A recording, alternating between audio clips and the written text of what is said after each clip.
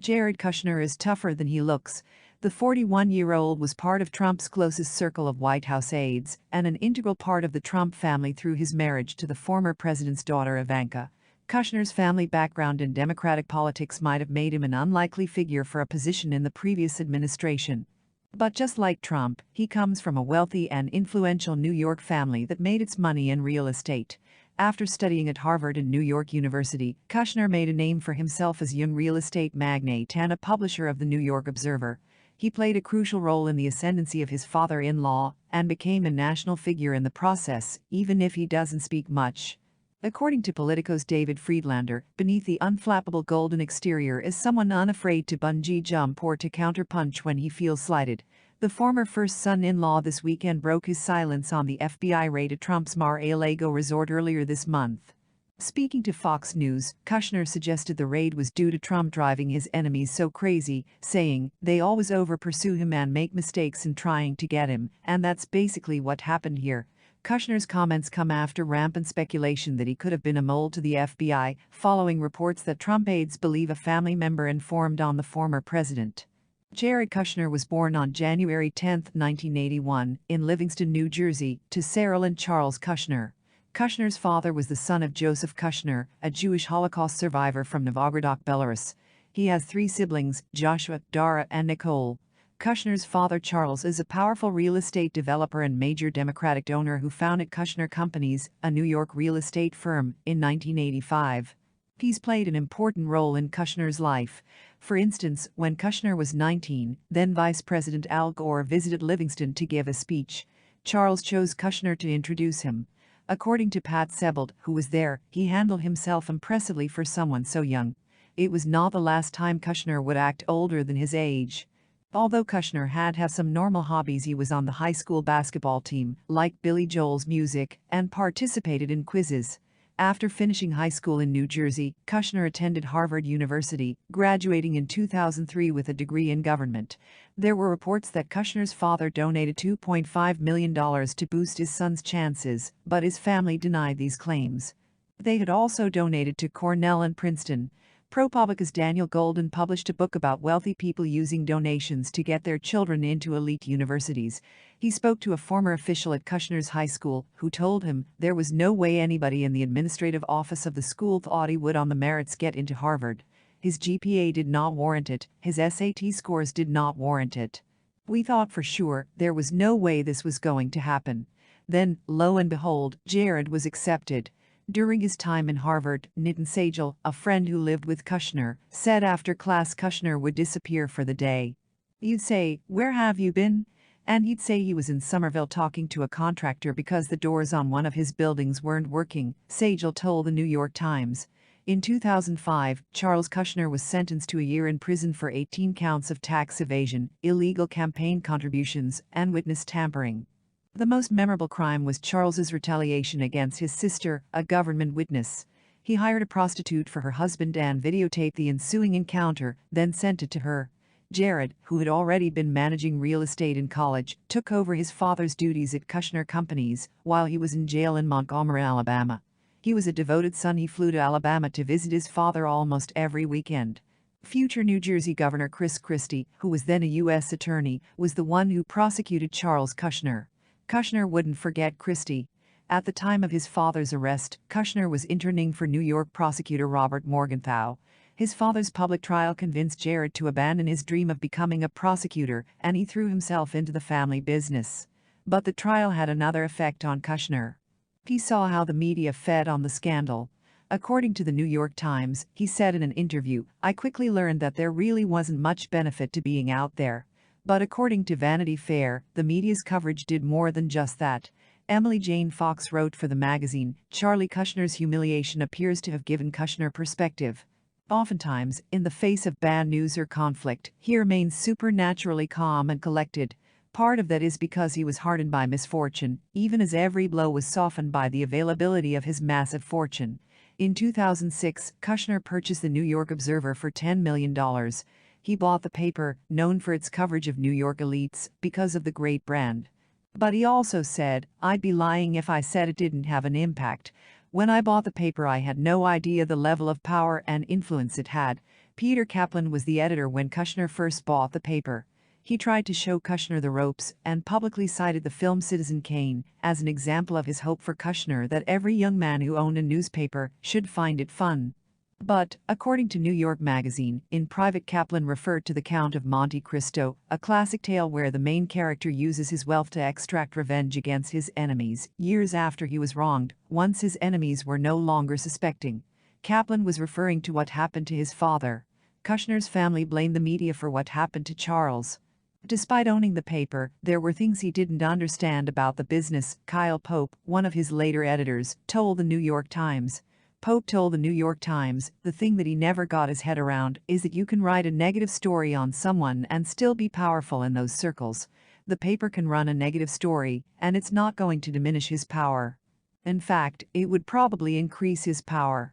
He thought you had to write nice stories about people you might run into. Over the 10 years Kushner was the publisher, the newspaper had 5 editors.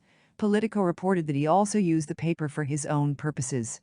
Editor Elizabeth Spears said he had her hunt for dirt on real estate developer Richard Mack after he refused to help Kushner when he was having cash flow difficulties. Spears said Kushner had 3 different reporters look for the story after he continued insisting it was there, but it wasn't. Kushner made some powerful friends as owner of The Observer. One of the most prominent was media mogul Rupert Murdoch. The pair now speak nearly every day, according to The New Yorker. Kushner assures him the White House is still functioning, and Murdoch provides advice. Along with Murdoch, Kushner has a network of older mentors, and this showed at his 35th birthday party, according to Esquire, where the median age was near 70. Not too long afterwards, in 2006, Kushner bought 666 Fifth Avenue, a 41-story building for $1.8 billion, the most ever paid for a New York building. It was also more than 3 times what the previous owner had paid for the building, 6 years before that. According to The New Yorker, it was a Trump-like purchase. Just as Trump had done in the late 1980s, Kushner overpaid for a trophy property, borrowing heavily, and subsequently encountered serious financial challenges that became public. This was all before he graduated from New York University with a dual MBA and law degree in 2007. In 2007, the Kushner companies sold all of its apartments, about 17,000, in New Jersey, for about the same amount it paid for 666 on Fifth Avenue. It signaled the Kushners had arrived in New York. Or according to Politico, the Kushners were no longer bit players from the Jersey swamps. In 2007, Kushner and Ivanka Trump started dating. Their outings were covered by the paparazzi, and according to Esquire, their relationship was, in a way, perfect.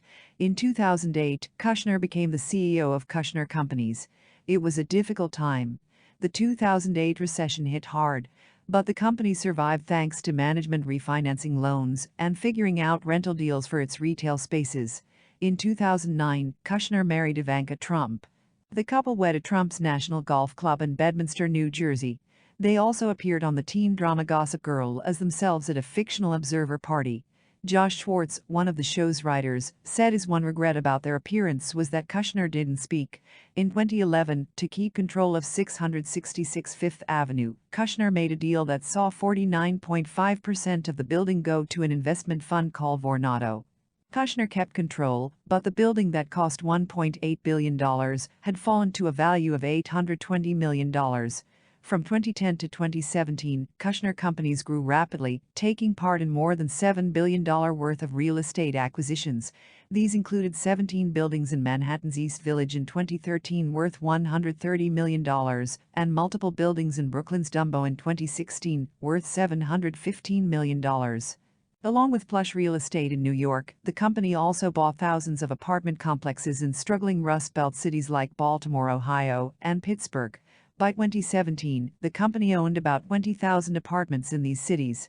A ProPublica investigation found that Kushner's company had been ruthlessly evicting people who failed to pay rent, as well as chasing late fees for years afterwards in some cases.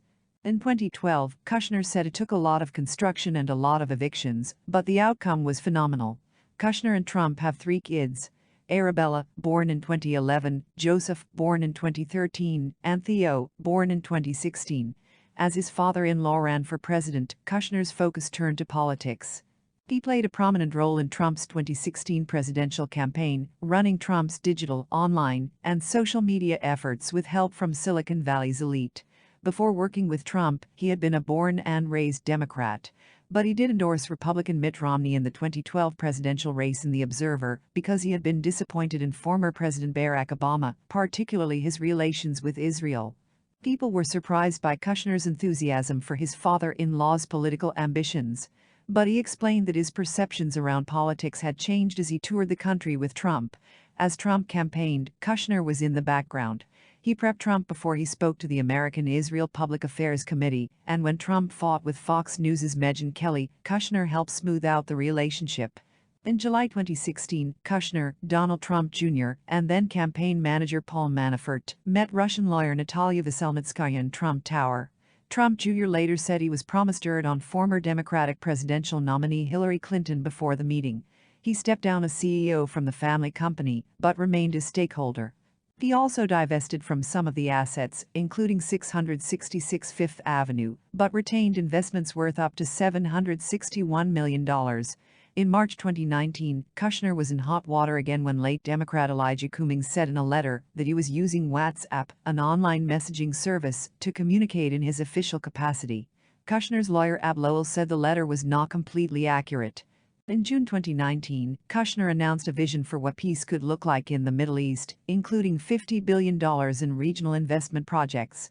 But Palestinian officials rejected it, especially after the U.S. recognized Jerusalem as Israel's capital. That same month, The Guardian published an investigation that found a company Kushner part owns, called Cadre, had received $90 million from unknown foreign investors. Since Kushner works as an international envoy for the U.S., the discovery raised concerns about improper influence. But things carried on in the White House, and in October as impeachment proceedings began against Trump, it was Kushner, alongside White House Chief of Staff Mick Mulvaney, who was put in charge of the president's impeachment strategy. His political survival owes a lot to the fact that compared to many of Trump's other advisors, Kushner proved himself competent. It undoubtedly helps the Trump put family first.